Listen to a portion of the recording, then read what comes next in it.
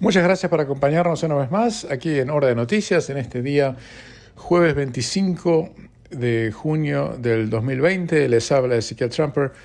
Como siempre, tenemos mucha información para compartir y la verdad que algunas de la información es divertida. Divertida no porque el tema en sí sea divertido, sino porque nuestros políticos muchas veces, valga la redundancia, exageran de una manera tan extraordinaria lo poco que nos está pasando que en materia de coronavirus, que bueno, no tengo más remedio que contárselo, discúlpeme, pero tenemos que contárselo porque si no faltaríamos a nuestro deber en este caso. Pero si yo le digo que el estado de Victoria decidió que no tenía más remedio que llamar al ejército, en serio se lo digo, llamar al ejército para que lo ayude a controlar el coronavirus en Melbourne, usted claramente se dará cuenta que esto no puede ser cierto. Pero es cierto. En una actuación digna de un Oscar, el gobierno de Victoria, pero un Oscar en serio, creo que tenía que ganarse Oscar a la mejor película, al mejor guion, al mejor actor. El gobierno de Victoria ha requerido apoyo militar para poder ayudar en lidiar con el outbreak, o sea, con el rebrote del coronavirus en Melbourne, que no es tal. Ahora le voy a dar los números y se va a dar cuenta que es una broma. Y disculpe que lo tome así a la chacota, porque realmente quiero sonreírme, quiero que usted se sonría, porque quiero que entienda que los números que estamos hablando son tan insignificantes que es casi una burla a lo realmente grave que está ocurriendo fuera de Australia en relación al coronavirus y que quiero comentarles en intensidad y en profundidad en los próximos minutos. Así que acompáñenos porque tenemos mucha información en serio. Pero vamos a empezar con una nota de humor, porque dicen que tienen que llamar al ejército porque en los hoteles donde la gente está en cuarentena, algunos guardias de seguridad han sido infectados y han llevado el virus a sus familias. Entonces tienen que llamar al ejército. Pero por favor, los oficiales del ejército se van a reunir con las autoridades de salud de Victoria, y en realidad se reunieron ayer a la tarde, para finalizar detalles del plan de cómo van a implementar y deploy, como se dice en inglés, a poner en el terreno el personal militar para asistir con la emergencia sanitaria y los planes de apoyo logístico. Ya hay 28 personas del ejército que están ayudando con la respuesta de la pandemia en Victoria, pero todos, la gran mayoría, en el aspecto de planeamiento, ¿no? Pero ahora los quieren llevar a otro nivel. Ahora, le voy a decir una cosa. ¿Sabe cuántos casos hubo en Victoria ayer? No hubo 200 casos, ¿no? No hubo 1.500 casos, sino hubo 20 casos. En realidad, 20, en New South Wales hubo 5, pero los 5 que hubo en New South Wales, los 5, era toda gente que vino del extranjero, australianos que vuelven a su país, antes de que puedan salir a la calle en el aeropuerto, los testean, los llevan a un hotel y los dejan en cuarentena por 14 días. O sea que no pueden ver ni a la familia más cercana y no representan ni representaron ningún riesgo para usted. O sea, que quede bien en claro. Así que los números que estamos hablando son demasiado bajos como para siquiera darle mayor importancia. En este momento tenemos 7.521 casos confirmados en Australia, que es bajísimo, solamente 503 activos. Se ha producido fallecimiento de una persona de 80 años en Victoria, aparentemente relacionada con el coronavirus, y eso es todo. Hemos testeado a 2.132.000 personas y hemos tenido 7.520 casos de coronavirus. O sea, en este momento solamente 19 personas en el hospital y 3 personas en terapia intensiva. Eso es todo. Eso es todo lo que pasa en relación al coronavirus en Australia en cuanto al coronavirus en sí. Lo que sí me provoca mucho fastidio, ya se lo había adelantado ayer, quiero expandirme hoy un poco más sobre el tema, que los líderes étnicos de las comunidades de Victoria, lo de líderes es algo que ellos mismos se autoimpusieron o se autodenominaron, pues no sé quién los eligió. Dicen que la confusión acerca del desmantelamiento de las restricciones llevó a una complacencia en el mantenimiento de la distancia social y ha contribuido a un aumento de las contaminaciones. Y el chairman de la comunidad del Consejo de Comunidades Étnicas de Victoria, un tal Eddie Micallef es un apellido maltés, atribuyó el aumento en contaminaciones de coronavirus en los suburbios de Melbourne a mensajes confusos y a la complacencia de la comunidad en general.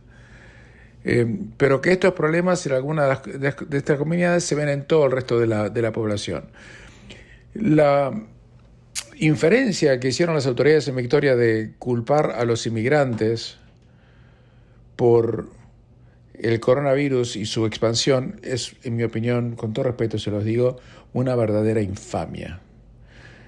Porque dicen que en los lugares donde más hubo coronavirus hay muchos inmigrantes y que por eso no entienden el idioma y por eso no entendían lo que tenían que hacer. Eso es completamente falso. Es más, estoy seguro que es falso, porque estoy seguro que no auditaron a un solo inmigrante que dijo que contrajo el coronavirus porque pensó que era una buena idea ir y darle abrazos en la calle y darle besos a todos los que pasaban alrededor de él. Porque realmente estoy seguro que es una frase al azar, pero que le cae como anillo al dedo a Daniel Andrews, el chairman de Victoria, que merece un Oscar realmente. Este guión que ha armado, yo creo que ninguna película o ningún escritor de cine podría siquiera llegar a la altura de su capacidad creativa para poder distraer a la gente de sus problemas políticos de corrupción, que eran primera plana hace 4 o 5 días, para que la gente se ocupe de esto. Y encima de todo eso, culpe a los inmigrantes que no entienden inglés. Y encima, este señor Micallef de Victoria se presta a este circo, que en realidad él debió haber dicho, si yo tuviera un rol así, debió haber dicho, miren, no hay ninguna evidencia para decir que los inmigrantes son quienes han causado la expansión del coronavirus en Victoria o en ningún lugar de Australia. Si yo estuviera en la posición de Micallef, eso es lo que yo diría. Si usted me trae algún tipo de evidencia, algún tipo de información verificable, confiable y razonable que pueda sugerir tal cosa, estaría encantado de discutirlo. Pero si no tiene tal cosa, señor periodista, lo mejor que puedo hacer es decir que lo que usted está diciendo es una infamia y usted está hablando mal de los inmigrantes porque es gratis. Y usted debería mirarse en el espejo y contemplar si le quedó algo de la reputación que tenía antes de mirarse. Bueno, eso es lo que yo le diría de forma muy elegante, para mandarlo por donde vino. Pero generalmente quienes ocupan estos puestos de líderes comunitarios étnicos no son generalmente los más brillantes.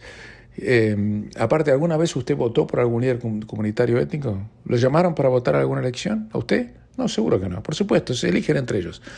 Entonces, vamos a poner las cosas como son. Muy pocos casos, está todo muy pero muy tranquilo y lo único que se está diciendo en este momento en el estado de Victoria es que en algunas zonas se le recomienda a la gente no ir porque fue donde hubo un poquito de más casos, pero son tan mínimos los casos que yo estoy hablando con amigos en el extranjero, en Europa, en Sudamérica, y les contaba lo que pasaba en Australia y se morían de risa, porque esto es cómico. El número es tan bajo que es cómico. Por lo tanto, le pido por favor que no le preste atención, mantenga el distanciamiento social, mantenga las reglas de higiene, pero viva con una paz mental, porque aquí en Australia usted está viviendo en un paraíso.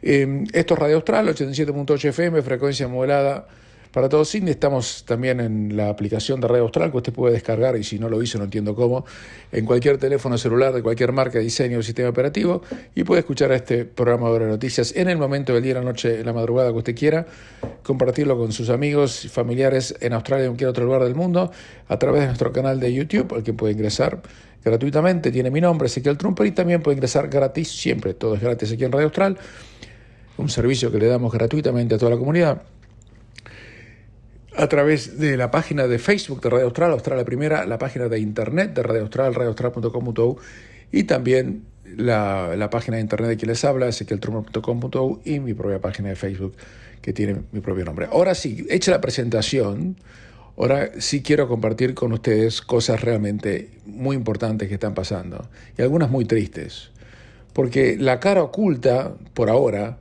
del coronavirus es el desastre económico. Es el verdadero desastre económico que estamos viviendo. 1 de cada 3 compañías y negocios en Australia dicen que no tienen efectivo o plata suficiente para sobrevivir a partir de ahora menos de 3 meses. están quedando sin fondos. Y según una encuesta seria, ha dicho que 2/3 de las compañías están experimentando un declive en la cantidad de ingresos que tiene comparado con el mismo periodo hace un año. Y solamente el 8% dice que están ganando más plata que hace un año. O sea que el 92% está ganando menos y 2/3 experimentaron un declive y 1/3 no tiene más plata para durar más que 8 o 12 semanas más y si no se van a la quiebra. Más del 80% de los negocios o de las compañías en educación y entrenamiento, en hotelería y servicios de comida, en telecomunicaciones, en servicios de prensa, artes y temas de recreación, todos, sin excepción, han dicho que están perdiendo plata. El 26% de los negocios sufrieron una pérdida de hasta el 25%. El 37% de los negocios sufrieron una pérdida entre el 25 y el 50%. Y el 17% tuvieron una pérdida entre el 50 y el 75%. Y el 14% han tenido una pérdida en ganancias y en plata que les entra del 75%. Les voy a decir esto de vuelta porque esto es la verdadera noticia del coronavirus, ya a esta altura no la emergencia sanitaria, sino la emergencia económica y la emergencia en salud mental de la cual les voy a hablar en un momento. Reitero, el 26% de los negocios sufrieron una pérdida hasta el 25%. Negocio significa todo, hasta un estudio contable, hasta un café de la vuelta de su casa. 26% sufrió el 25% de pérdida, el 37% entre el 25 y el 50%, el 17% entre el 50 y el 75% y el 14% prácticamente está en la lona porque perdió más del 75% de lo que antes cobraban. El Departamento de Estadísticas de Australia hizo esta encuesta, esto es una encuesta oficial, no está hecha por una empresa privada, y hicieron una encuesta de 2.000 negocios o compañías y estudios y restaurantes entre el 10 y el 17 de junio pasado. Y eso le da una postal clara de cómo el virus está afectando a los comerciantes, a las profesionales, a todos aquellos que trabajamos para vivir en Australia y no vivimos de arriba. Esa es la verdad. Y reitero, el 30% de los pequeños y medianos negocios dice que no tiene más plata para sobrevivir 12 semanas. Y eso se compara con el 24% que dicen que los negocios de mediana envergadura que pueden sobrevivir un poco más de ese tiempo, y el 12% de los negocios grandes dicen que no pueden sobrevivir más de 3 meses. O sea que hasta no tienen plata. Llega un momento dado que usted como no le entra plata, no tiene plata en el banco para poder pagar los insumos que tiene que pagar y poder seguir operando. Y esto incluye a bancos, abogados, contadores, agencias federales, todo. Y ahora viene la parte dramática. Estaba hablando con profesionales de salud mental y me decían que el aumento en los suicidios ya es importante. Muy importante. Hay gente que tiene todo su capital mental invertido en sus negocios, en su vida. Además, hay gente que tiene ya problemas, pero la quiebra económica le dispara otras enfermedades subyacentes que tiene y lo lleva al suicidio. Me estaban contando, por ejemplo, de una persona que se dedicaba a vender botes. Hizo eso toda su vida. El problema es que desde hace varios meses que no le puede vender un bote a nadie. Y era uno de los más exitosos. Se mató. Eso pasó acá. Y eso cada vez se está viendo más y más casos de esos. Por eso a mí me da tanta indignación y empecé con un poco de sorna a hacer este programa, el día de la fecha, del fastidio y la bronca que uno le da que nuestros políticos trafiquen con el dolor humano, haciendo que tenemos una crisis sanitaria grosera cuando tenemos una crisis sanitaria absolutamente manejable y con números que son la envidia del mundo. Porque cuando ellos hacen y dicen eso y ponen más restricciones, están mandando a la muerte a un montón de gente que no puede soportar que todo lo que trabajó en su vida se vaya al tacho. Hacemos una pequeña pausa y continuamos. Antes de salir al aire, entré al sitio de internet de la ABC, Australian Broadcasting Corporation, para ver cuál era la noticia más importante que tenían para presentar.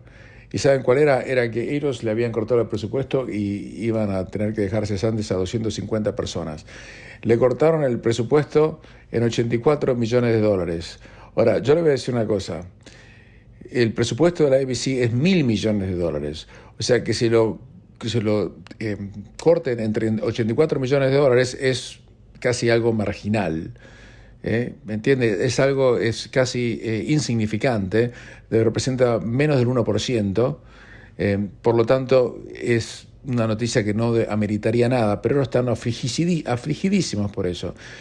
Y usted, fíjese, la falta de conexión que existe entre la ABC y la Australia real. Yo le acabo de contar hace segundos nomás, que todas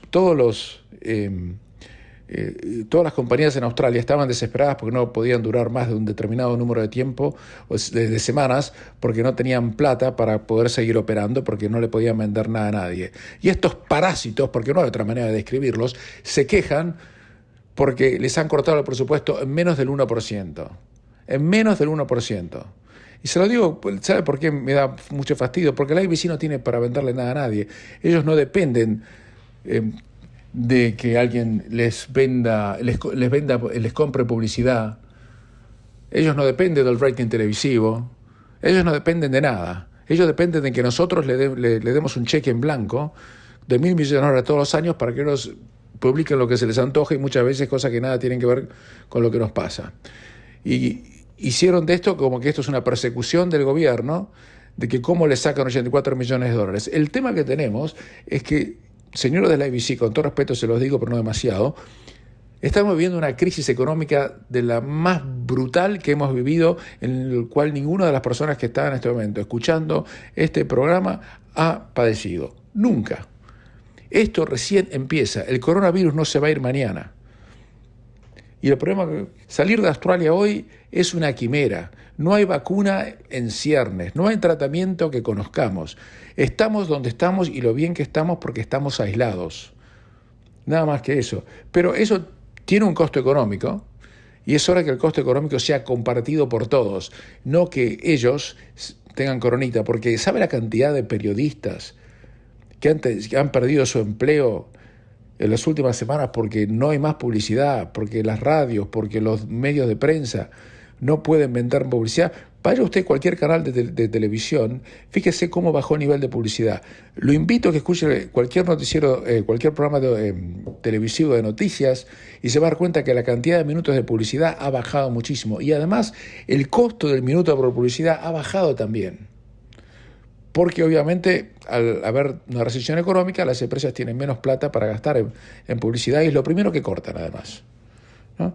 Entonces, 84 millones y lloran, que tienen $1.000 millones. Mire, si a nosotros en Radio Austral nos dieran $1.000 millones, $1.000 millones, nos dieran una fracción de eso para poder hacer más programas. Con mucho gusto haríamos, y creo que, no quiero presumir, creo que serían de mejor calidad de las muchas cosas que ven por ahí. Cambiando de tema por completo, esto es muy serio, ya vamos a entrar en el tema del coronavirus, pero no desde el punto de vista ya económico, no desde el punto de vista de Australia, no desde el punto de vista de nuestros políticos, sino desde el punto de vista de los científicos y qué es lo que está realmente ocurriendo. El doctor Anthony Fauci, que es el epidemiólogo número 1 de los Estados Unidos y que viene en ese rol desde mucho antes de que empezara Donald Trump, estuvo en ese rol bajo varios presidentes, dijo anteayer que los médicos y los especialistas están viendo cada vez más y más complicaciones en gente joven que contrae el coronavirus o el COVID-19. Dijo que en el principio de la pandemia muchos investigadores dijeron que el virus aparecía como que no le afectaba a la gente joven y que era particularmente severo con la gente mayor, que tenía condiciones preexistentes. Pero Fauci, que es el director del Instituto Nacional de Alergia y Enfermedades Infecciosas de los Estados Unidos, dijo que pensar que la gente joven no tiene problemas o consecuencias por el coronavirus no es cierto y que están viendo cada vez más y más complicaciones.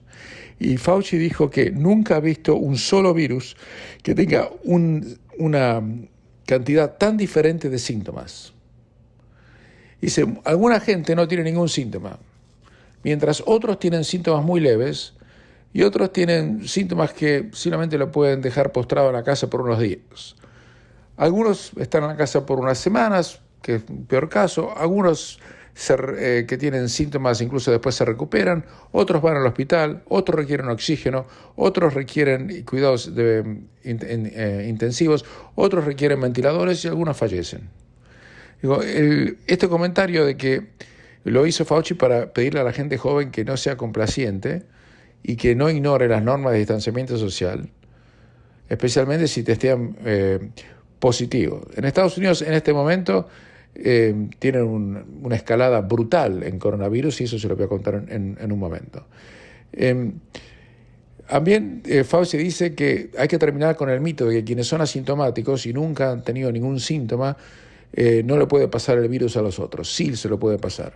Por eso la gente joven debe tener gran cuidado, no solamente por su propia salud, sino por contagiar a gente de mayor edad que obviamente es mucho más susceptible. Si uno se infecta y disemina la enfermedad, incluso si uno no se enferma, uno es parte del proceso de la continuación y la diseminación del virus. Como ustedes pueden ver, Estados Unidos tiene un grave problema con el coronavirus. Tienen 2,5 millones prácticamente de infectados. En el día de ayer tuvieron 863 casos nuevos. El peor lugar donde hay cada vez más casos es en Brasil. En Brasil ya hay 1.151.000 casos. En eso vamos a ahondar en un momento. Pero la situación es realmente muy, pero muy complicada. Y hacemos una pausa y les cuento bastante más porque hay mucho más para... Miren, no es que hay más tela para cortar, hay demasiada información para compartir. Este programa es auspiciado por mi estudio jurídico. Si quieren hacer cualquier tipo de consulta legal, llámame por favor al 0412-388-369, reitero, 0412-388-369, para evacuar cualquier tipo de consulta legal que desee realizar o cualquier otro trámite administrativo o burocrático que necesite hacer en materia de poderes o testamentos. Muchas gracias. También el doctor Anthony Fauci, que reitero es el jefe de los epidemiólogos de la Casa Blanca en Estados Unidos, indicó que la vacuna contra el COVID-19 podría estar lista este año y que sería un plazo récord para un desarrollo de este tipo.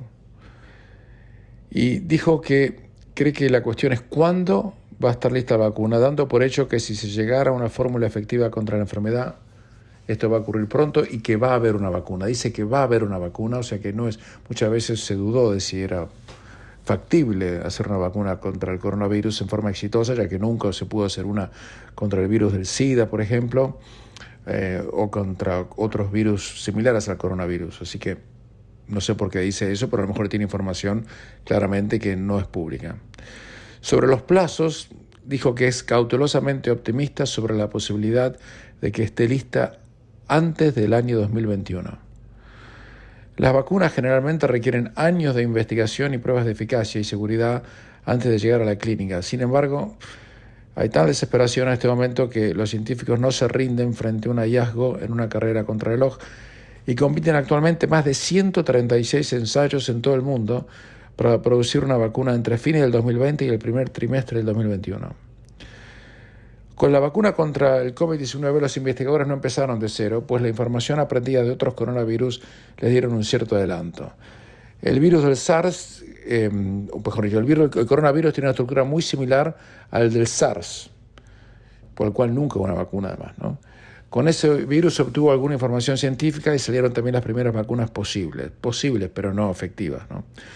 También Fauci negó que el presidente Trump haya pedido reducir el número de pruebas para mejorar las cifras nacionales del coronavirus, como había dado a entender el mandatario en el último discurso de sus simpatizantes. Les soy sincero, yo escuché ese discurso de Trump y Trump efectivamente dijo eso. Que lo quieran negar ahora, bueno, yo sé lo que escuché y lo vi en vivo, así que... Así son las cosas. Mientras tanto, en Estados Unidos están padeciendo que Europa, que está por abrir las fronteras, Europa está por abrir las fronteras a todos los países del mundo, incluidos nosotros, que nosotros no vamos a ir ni podemos ir a Europa en este momento. En ese sentido quiero recordarles que está prohibida la salida de Australia para cualquier australiano. No se puede salir del país. Si usted quiere hacerlo, tiene que hacer un permiso especial al gobierno y no se lo van a dar a menos que haya circunstancias extremísimas. Así que si usted quiere viajar para el casamiento de una hija hasta un funeral, no lo va a poder hacer. Está todo cerrado en este momento. Y vas a continuar así hasta el día 17 de septiembre y seguramente va a ser extendido una vez que lleguemos a ese plazo, porque Australia no quiere que ciudadanos salgan al extranjero, porque cuando vuelven, obviamente pueden estar contagiados. Obviamente si vuelven los tienen que poner en cuarentena, eso tiene un costo, así que se ha prohibido la salida del país. Yo no estoy de acuerdo con eso desde el punto de vista estrictamente legal, pero le soy sincero, me da lo mismo, por igual tampoco intentaría salir de Australia en estas circunstancias, aunque me regalaron un pasaje en primera clase por obvias razones. Pero en Europa han dicho que no van a permitirle el ingreso a los estadounidenses, a los brasileros y a los rusos. La Unión Europea ha comenzado el proceso de reabrir sus economías y fronteras y, reitero, le van a abrir la puerta a todos menos a estos 3 países.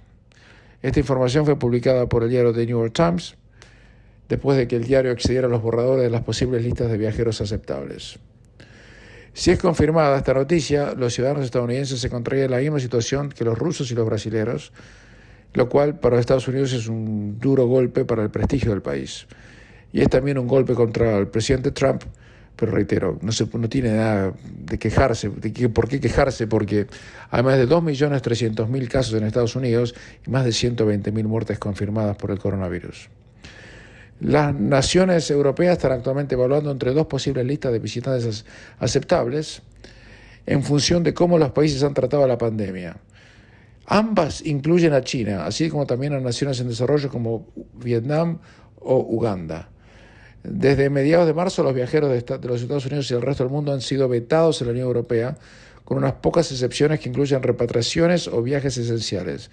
Sin embargo, se espera que la próxima semana habrá una decisión final sobre la reapertura de las fronteras antes de que el bloque se vuelva a abrir definitivamente el 1 de julio. O sea que en apenas una semana o menos, Europa va a estar abierta otra vez, pero nosotros vamos a poder ir a Europa, pero el problema es que como no nos dejan salir de acá, claramente eso no va a ocurrir. Hubo un escándalo también por el coronavirus en Europa, ya que el tenista que es número 1 del ranking mundial, que es Djokovic, una cosa insólita. Yo vi algunas imágenes del fin de semana pasado, un torneo de tenis que tenía lugar en Croacia, en la costa del mar Adriático, un lugar hermoso, y estaban jugando un partido de tenis, y yo por un momento pensé que era una repetición del mundo como era antes del coronavirus, pero no, era en vivo. Y estaba lleno de gente, todos sentados en las tribunas, jugadores abrazándose, sacando fotos, y me enteré que era en vivo y que lo había organizado Djokovic con algunos jugadores serbios y croatas para, matar el tiempo y divertir a la gente. Bueno, hasta Djokovic ahora testió positivo por coronavirus, y la mujer también, y la mujer está embarazada encima. Y eso le valió a Djokovic, que obviamente lo tratan de irresponsable. Además, él es el presidente de la Asociación de Tenistas Profesionales, ¿no? Que es insólito que haya hecho una cosa así. El tenista australiano Kyrgios, que no es santo de mi devoción y creo que de la devoción de muy poca gente, dijo que a partir de ahora no me culpen a mí por hacer cosas tontas porque lo que hizo este tipo es el colmo. Dijo. Djokovic dijo, bueno, lo hicimos para divertirnos, los pedimos disculpas, pero en fin, pero ya testearon un montón de gente por coronavirus, positivos, ¿no? Djokovic es un hombre de una enorme fortuna, habla como 4 idiomas, un hombre inteligente, así que realmente no se puede entender. No se puede entender. Hacemos una pequeña pausa y continuamos. Mira, le voy a contar una cosa. nosotros tenemos en Radio Austral, y yo también en mi casa, un sistema de televisión. Tenemos unos... El otro día conté, no es que conté el número, me salió el número, 28.500 canales. En serio se lo digo. Y también tenemos todos los canales de todos los países latinoamericanos.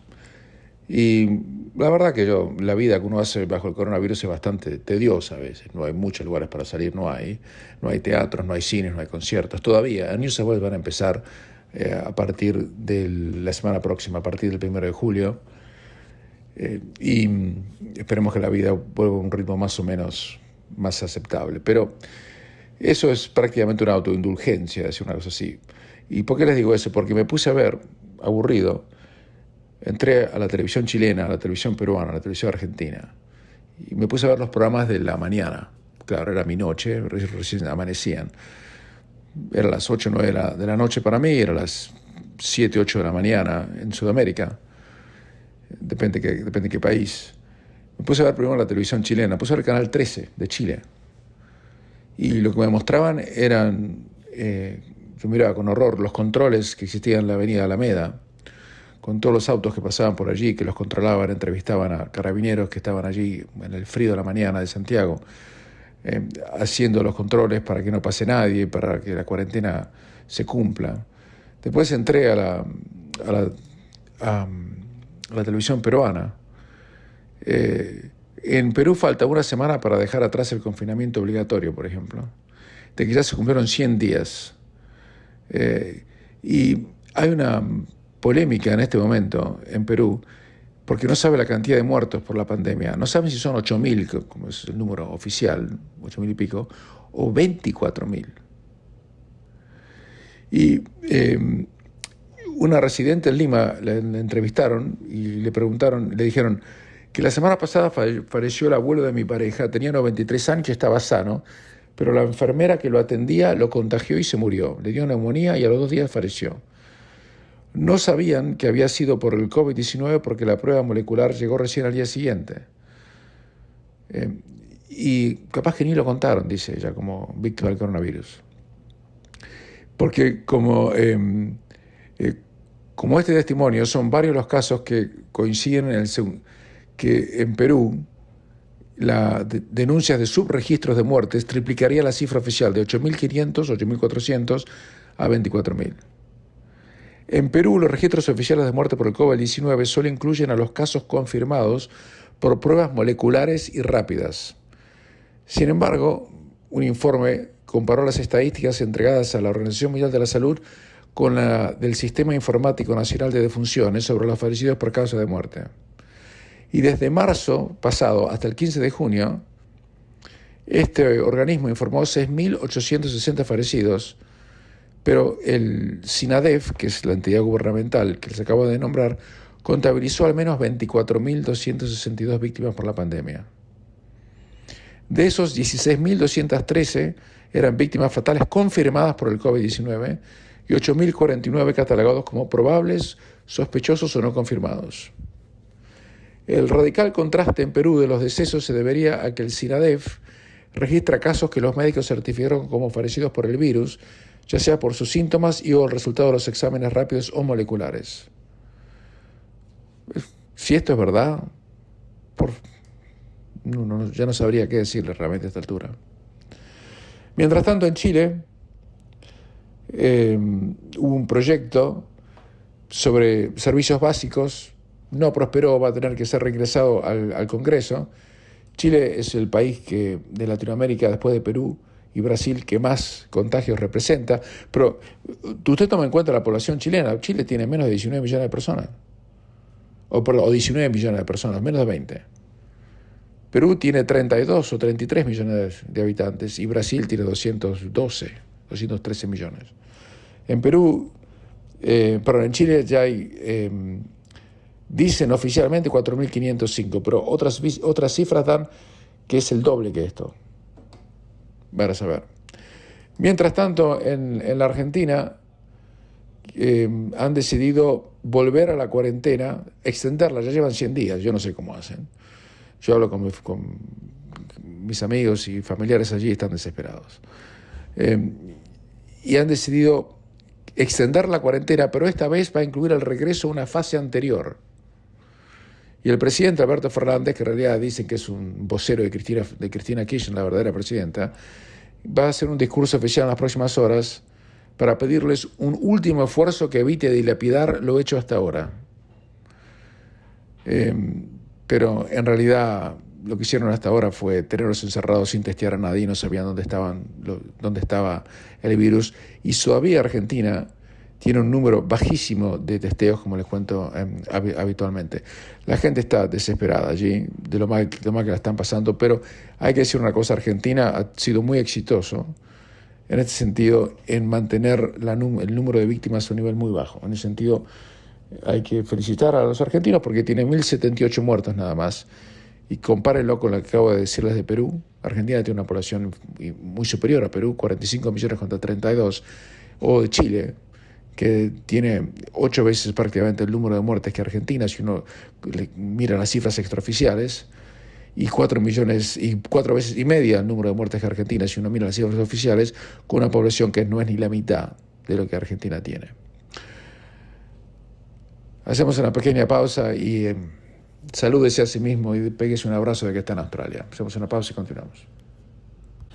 Siguiendo con la situación chilena, que sé que le preocupa a muchísimos de nuestros oyentes, según una última actualización del modelo epidemiológico de un científico del MIT, que es uno de los institutos número 1 del mundo en tecnología, están pronosticando que para octubre Chile va a tener 22.170 muertos y estiman que puede haber hasta 1.200.000 de contagios verdaderos.